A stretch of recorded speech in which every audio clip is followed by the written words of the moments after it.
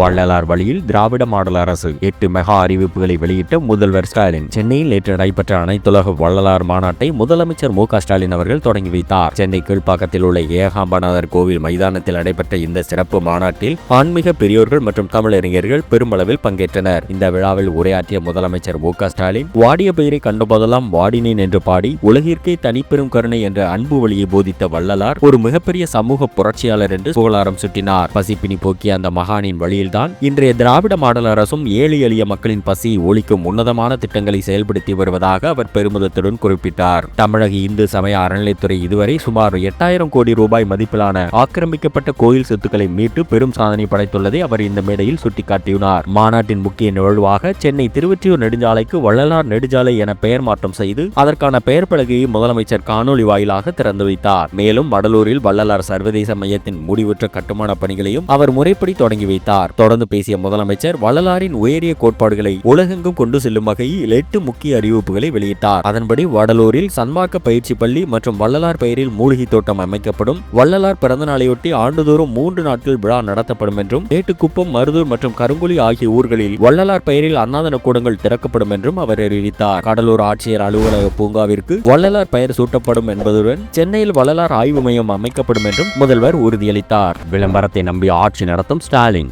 ஈரோட்டில் எடப்பாடி பழனிசாமி அனல் பறக்கும் பேச்சு. தமிழக சட்டமன்ற தேர்தல் வரும் ஏப்ரல் மாதம் நடைபெற வாய்ப்புள்ளதாக கருதப்படும் நிலையில் அரசியல் கட்சிகள் தங்களது தேர்தல் பணிகளை தீவிரப்படுத்தியுள்ளன. இதன் ஒரு பகுதியாக ஈரோடு மாவட்டம் அரியம்பாளையத்தில் நடைபெற்ற அதிமுக பிரச்சார பொதுக்கூட்டத்தில் கலந்து கொண்ட அக்கட்சியின் பொதுச் செயலாளர் எடப்பாடி கே பழனிசாமி திமுக அரசு மற்றும் முதலமைச்சர் மு க ஸ்டாலின் மீது கடுமையான விமர்சனங்களை முன்வைத்துள்ளார். அதிமுக என்பது சொந்த காலில் நிற்கும் தன்மானமுள்ள கட்சி. யாருக்கும் அடிமையாக இருக்க வேண்டிய அவசியம் எங்களுக்கு இல்லை என்று தனது உரையை தொடங்கிய அவர், திமுக கூட்டணி தற்போது ஆட்டம் கண்டுள்ளதாக தெரிவித்தார். குறிப்பாக காங்கிரஸ் திமுக இடையே நிலவும் ஆட்சியில் பங்கு குறித்த வார்த்தை போர் கூட்டணி நிலையை சந்தேகத்திற்கு உள்ளாக்கியுள்ளதாக அவர் குறிப்பிட்டுள்ளார். ஸ்டாலின் கூவி அழைத்தும் கூட்டணிக்கு யாரும் வரவில்லை என்றும், கருணாநிதி அவர்கள் உடல்நலம் கொண்டிருந்த போது கூட ஸ்டாலினின் திறமை மீது நம்பிக்கை இல்லாமல் அவருக்கு பதவி வழங்கவில்லை என்றும் மிக காரசாரமாக பேசினார். திமுக அரசின் நிதி மேலாண்மையை விமர்சித்த எடப்பாடி கே பழனிசாமி, கடந்த 5 ஆண்டுகளில் 5 லட்சம் கோடி ரூபாய் கடன் வாங்கி தமிழக மக்களை கடன்தாரர்களாக மாற்றியதை தவிர இந்த அரசு எதையும் செய்யவில்லை என்று குற்றம் சாட்டினார். மேலும் முதலமைச்சர் ஸ்டாலின் வெறும் விளம்பரத்தை மட்டுமே நம்பி ஆட்சி நடத்துகிறார். அவருக்கு தனது குடும்பத்தை பற்றி சிந்திக்கவே நேரம் சரியாக உள்ளது. நாட்டு மக்களை பற்றி சிந்திக்க நேரமில்லை என்று சாடினார்.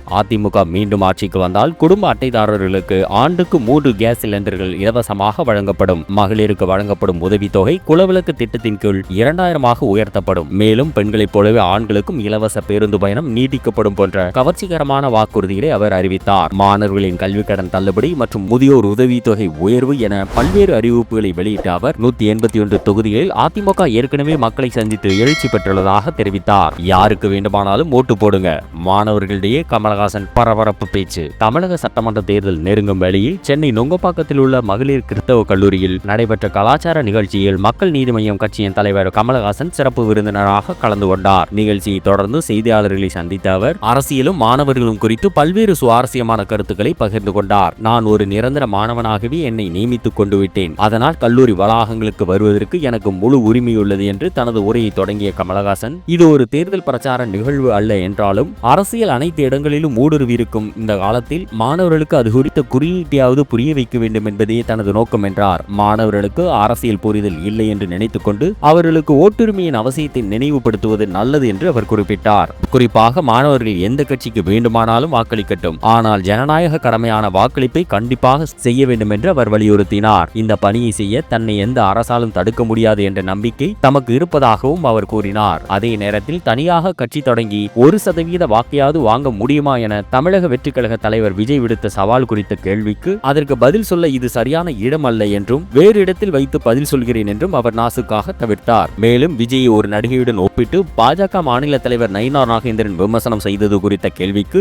அது அவர்களின் அரசியல், என்னுடைய அரசியல் இல்லை என்று கூறி அந்த சர்ச்சையிலிருந்து அவர் ஒதுங்கிக் கொண்டார். சட்டமன்ற தேர்தல் களம் பரபரப்பாக இருக்கும் நிலையில் கமலின் இந்த வாக்களிப்பு குறித்த பேச்சு இளைஞர்களிடையே பெரும் கவனத்தை பெற்றுள்ளது. தாவேகவில் இணைந்த அதிமுக முன்னாள் எம்எல்ஏ மனோகர், தமிழக சட்டமன்ற தேர்தல் வரும் ஏப்ரல் மாதம் நடைபெறக்கூடும் என்ற எதிர்பார்ப்புக்கும் மத்தியில் மாநிலத்தின் அரசியல் களம் நாளுக்கு நாள் சூடு பிடித்து வருகிறது. அனைத்து அரசியல் கட்சிகளும் கூட்டணி பேச்சுவார்த்தை, தொகுதி பங்கீடு மற்றும் வேட்பாளர் தேர்வு என தீவிரமாக செயல்பட்டு வரும் நிலையில் கட்சி தாவல்களும் அரங்கேற தொடங்கியுள்ளன. அந்த வகையில் நடிகர் விஜய் தலைமையிலான தமிழக வெற்றிக் கழகம் தற்போது மற்ற அரசியல் கட்சிகளுக்கு பெரும் சவாலாக எதிர்ப்பாக உருவெடுத்துள்ளது. நேற்று சென்னையில் உள்ள தாவேகா தலைமை அலுவலகத்தில் அக்கட்சியின் தலைவர் விஜய் அவர்களை சந்தித்த அதிமுகவின் மூத்த நிர்வாகியும் முன்னாள் சட்டமன்ற உறுப்பினருமான மனோகரன் தன்னை அதிகாரப்பூர்வமாக தமிழக வெற்றி கழகத்தில் இணைத்துக் கொண்டார். கடந்த 2016ஆம் ஆண்டு நடைபெற்ற சட்டமன்ற தேர்தலில் தென்காசி மாவட்டம் வாசுதேவநல்லூர் தனி தொகுதியில் அதிமுக சார்பில் போட்டியிட்டு பெரும் வாக்கு வித்தியாசத்தில் வெற்றி பெற்றவர் மனோகரன் என்பது குறிப்பிடத்தக்கது. அவரது இந்த திடீர் முடிவு அதிமுக வட்டாரத்தில் பெரும் அதிர்வலைகளை ஏற்படுத்தியுள்ளது. சமீப காலமாக பல்வேறு கட்சிகளிலிருந்து நிர்வாகிகள் தாவேகா நோக்கி வந்து கொண்டிருக்கும் சூழலில் ஒரு முன்னாள் சட்டமன்ற உறுப்பினரின் வருகை அக்கட்சிக்கு கூடுதல் பலத்தை சேர்த்துள்ளது. குறிப்பாக தென் தமிழகத்தில் தாவேகாவின் வாக்கு வங்கியை வலுப்படுத்த இவருடைய அனுபவம் உதவும் என அரசியல் விமர்சகர்கள் கருதுகின்றனர். மக்களுக்காக உழைக்க துடிக்கும் விஜயின் கொள்கையில் ஈர்த்ததாலேயே இந்த முடிவை எடுத்தேன் என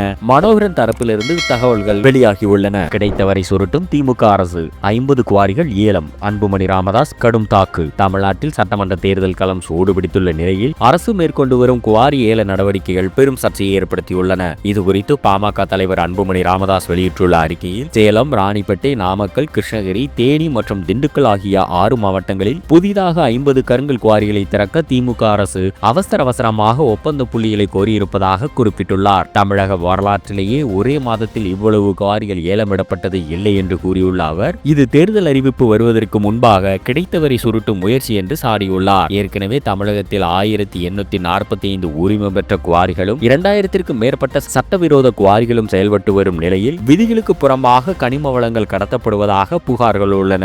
இந்த சூழலில் கூடுதல் குவாரிகளுக்கு அனுமதி அளிப்பது கனிமவள கொள்ளையர்களுக்கு சாதகமாக அமையும் என்று அவர் எச்சரித்துள்ளார். மேலும் கனிம வளங்களை அளவுக்கு அதிகமாக வெட்டி எடுப்பவர்களுக்கு வெறும் 75 ரூபாய் அபராதம் விதித்து பாவ மன்னிப்பு வழங்கும் வினோதமான திட்டத்தை திமுக அரசு அண்மையில் செயல்படுத்தியுள்ளதை அவர் கடுமையாக விமர்சித்துள்ளார். திமுக சட்டமன்ற உறுப்பினருக்கு சொந்தமான குவாரிகளில் நடக்கும் முறைகேடுகளை படம் பிடித்த ஊடகவியலாளர்கள் தாக்கப்படுவதையும் அவர்கள் மீதே பொய் வழக்குகள் போடப்படுவதையும் சுட்டிக்காட்டிய அன்புமணி, அரசு நிலங்களில் அமைக்கப்பட உள்ள இந்த 50 குவாரிகளின் பின்னணியில் பல நூறு கோடி ரூபாய் கைமாறி இருப்பதாக குற்றம் சாட்டியுள்ளார். ஆட்சி காலத்தின் இறுதி கட்டத்தில் இருக்கும் திமுக அரசு அடுத்த ஆண்டு நிதியை பயன்படுத்தி இப்போதைய ஒப்பந்தங்களை வழங்கி பல்லாயிரம் கோடி ஊழலில் ஈடுபட்டு வருகிறது. ஆளில்லாத வீட்டில் கிடைத்தவரை சுருட்டும் இந்த மனநிலையை தமிழக மக்கள் பார்த்து கொண்டுதான் இருக்கிறார்கள். வரும் தேர்தலில் கனிமவள கொள்ளையில் ஈடுபடும் திமுக அரசை மக்கள் விரட்டியடிப்பார்கள் என்று அன்புமணி ராமதாஸ் தனது அறிக்கையை ஆணித்தரமாக தெரிவித்துள்ளார். பூர்வமாக வருத்தம் தெரிவிக்கிறேன். நடிகை திரிஷா குறித்த கருத்துக்கு நயினார் நாகேந்திரன் இறங்கி வந்தார். தமிழக அரசியலில் கடந்த சில நாட்களாக பெரும் பரபரப்பை ஏற்படுத்தியிருந்த நடிகை திரிஷா தொடர்பான சர்ச்சை விவகாரத்தில் பாஜக மாநில தலைவர் நயினார் நாகேந்திரன் தற்போது தனது வருத்தத்தை தெரிவித்துள்ளார். முன்னதாக செய்தியாளரிடம் பேசிய நயினார் நாகேந்திரன், தமிழக வெற்றி கழக தலைவர் விஜய் குறித்து விமர்சிக்கும் போது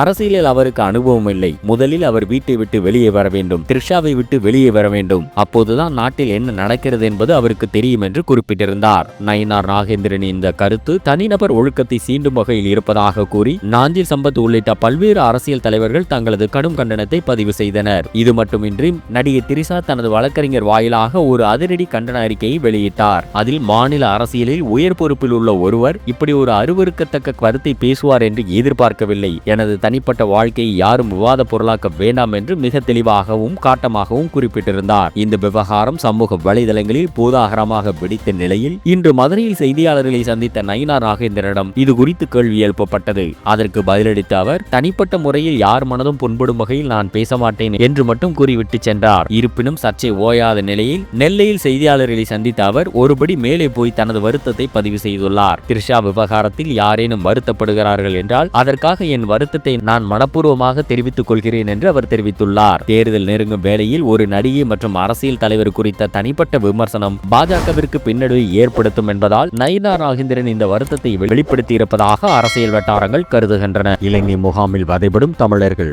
பாஜக திமுக அரசுகளை வறுத்தெடுத்த சீமான். இலங்கை கடற்படையால் சிறைபிடிக்கப்பட்ட தமிழக மீனவர்களை விடுவிப்பதில் ஒன்றிய மற்றும் மாநில அரசுகள் காட்டி வரும் அலட்சிய போக்கை சுட்டிக்காட்டி நாம் தமிழர் கட்சியின் தலைமை ஒருங்கிணைப்பாளர் செந்தமிழ் சீமான் அறிக்கை ஒன்றை வெளியிட்டுள்ளார். அதில் கடந்த பிப்ரவரி 3ஆம் தேதி இலங்கை நீதிமன்றத்தால் விடுவிக்கப்பட்ட 9 தமிழக மீனவர்களை இதுவரை தாயகம் மீட்க எவ்வித நடவடிக்கையும் எடுக்காத இந்திய மற்றும் தமிழக அரசின் செயல்பாடுகளை அவர் வன்மையாக கண்டித்துள்ளார். விடுவிக்கப்பட்ட மீனவர்களை மிரிகானா தடுப்பு முகாமில் அடைத்து வைத்து இலங்கை அரசு பெரும் கொடுமை புரிந்து வருவதாக குற்றம் சாட்டியுள்ள சீமான், படகு இயக்கியதாக கூறி மேலும் 3 மீனவர்களுக்கு 6 மாத கடுங்காவல் தண்டனையும் 11,60,000 ரூபாய் அபராதமும் விதிக்கப்பட்டதை சுட்டிக்காட்டியுள்ளார். ஏழ்மை நிலையில் உள்ள அந்த மீனவ குடும்பங்களால் இவ்வளவு பெரிய தொகையை செலுத்த முடியாது என்பதால் தமிழக அரசே அந்த தொகையை செலுத்தி அவர்களை விடுவிக்க வேண்டும் என்றும் அவர் கோரிக்கை விடுத்துள்ளார். குஜராத் குஜராத் மற்றும் ராஜஸ்தான் மீனவர்கள் என்றால் பதறி துடிக்கும் பாஜக அரசு தமிழக மீனவர்கள் என்றால் மட்டும் ஏன் இவ்வளவு அலட்சியம் காட்டுகிறது? இது தமிழர்கள் மீதான இனப்பாகுபாடு இல்லையா என்று அவர் கேள்வி எழுப்பியுள்ளார். மேலும் திமுக அரசு பதவிக்கு வந்த 5 ஆண்டுகளில் மீனவர் நலனுக்காக வெறும் கடிதங்களை மட்டுமே எழுதி வருவதாகவும் இதனால் எந்த நன்மையும் விளையவில்லை என்றும் முதல்வர் ஸ்டாலினை சாடியுள்ளார். நாடாளுமன்றத்தில் அதிக உறுப்பினர்களை கொண்ட திமுக மீனவர்களை மீட்க துணிச்சலான நடவடிக்கையை எடுக்க தவறிவிட்டது என்றும் அவர் விமர்சித்துள்ளார். இலங்கை தடுப்பு முகாமில் வதைபடும் 9 மீனவர்கள் உட்பட சிறையில் உள்ள 11 மீனவ சொந்தங்களையும் விரைவாக தாயகம் மீட்க தேவையான அனைத்து நடவடிக்கைகளையும் ஒன்றிய மாநில அரசுகள் உடனடியாக எடுக்க வேண்டும் என்று சீமான் தனது அறிக்கையில் ஆணித்தனமாக வலியுறுத்தியுள்ளார். மீனவ குடும்பங்களின் நீண்டகால வேதனையை துடைக்க இதுவே சரியான தருணம் என்றும் அவர் குறிப்பிட்டுள்ளார். அவமதிப்பதே பாஜகவின் சித்தாந்தம். வீடியோ வெளியிட்டு ஜோதிமணி எம்பி அதிரடி புகார். கரூர் நாடாளுமன்ற உறுப்பினர் ஜோதிமணி தன்னை பற்றி ஆபாசமான முறையில் விமர்சித்த பாஜக மாவட்ட தலைவர் செந்தில்நாதனுக்கு எதிராக இன்று மிக கடுமையான கண்டன அறிக்கையை வெளியிட்டுள்ளார். அத்துடன் செந்தில்நாதன் பேசிய சர்ச்சைக்குரிய வீடியோவையும் ஆதாரத்துடன் பொதுவெளியில் பகிர்ந்துள்ள அவர் சமூகத்தின் மனசாட்சியை தட்டி எழுப்பவே இந்த முடிவை எடுத்துள்ளதாக தெரிவித்துள்ளார். ஜோதிமணி வெளியிட்டுள்ள செய்திக்குறிப்பில் பாஜக மாவட்ட தலைவர் என்னை பற்றி பேசிய இந்த அருவருக்கத்தக்க வீடியோவை இதுபோன்ற அழுகிப்போன மனநிலை கொண்ட ஆண்களுக்கு எதிரான காட்டமான எதிர்வினையாற்ற வேண்டும் என்ற மன உறுதியுடன் வெளியிடுகிறேன் என்று குறிப்பிட்டுள்ளார். பெண்களை வெறும் உடலாகவும் பிள்ளை பெறும் இயந்திரமாகவும் மட்டுமே பார்க்கும் ஒரு பிற்போக்கு சிந்தனையை பாஜக மற்றும் RSS அமைப்புகள் கொண்டுள்ளதாகவும் அந்த சித்தாந்தத்தையே அக்கட்சியின் மாநில தலைவர் முதல் மாவட்ட தலைவர்கள் வரை வெளிப்படுத்துவதாகவும் அவர் சாடியுள்ளார். பெண்கள் பொது வாழ்க்கைக்கு வந்து அதிகாரத்தை கேள்வி கேட்டால் அவர்களை மௌனமாக்க ஆபாச தாக்குதல் என்ற ஆயுதத்தை இவர்கள் கையில் எடுக்கிறார்கள் என்று குறிப்பிட்டுள்ள ஜோதிமணி வாதங்களில் தோற்று போகும்போது பெண்களின் கண்ணியத்தை சிதைப்பது இவர்களின் வாடிக்கையாகிவிட்டது என்று குற்றம் சாட்டியுள்ளார். பொது வாழ்க்கையில் இருக்கும் பெண்களை வேசியல் என்ற ரீதியில் பார்க்கும் இத்தகைய நபர்கள் பெண்களை தலைமைத்துவத்திலிருந்து வெளியேற்றவே இழிவான மொழியை பயன்படுத்துகிறார்கள் என அவர் வேதனை தெரிவித்துள்ளார். பெண்கள் மட்டுமல்லாமல் ஒரு ஒட்டுமொத்த சமூகமாகவே இத்தகைய ஆபாச தாக்குதல்களையும் பெண்களுக்கு எதிரான அரசியல் சித்தாந்தங்களையும் நாம் எதிர்க்க வேண்டும் என அவர் வலியுறுத்தியுள்ளார். தவறு செய்பவர்களை சட்டத்தின் முன் நிறுத்தி தண்டனை பெற்றுத் தருவதன் மூலமே பொதுவெளியில் பெண்களின் உரிமையையும் கண்ணியத்தையும் நிலைநாட்ட முடியும் என்று ஜோதிமணி எம்பி தனது அறிக்கையில் ஆணித்தரமாக கூறியுள்ளார். இந்த சம்பவம் கரூர் மாவட்ட அரசியலை மட்டுமல்லாது தமிழகம் முழுவதும் பெரும் விவாதத்தை கிளப்பியுள்ளது.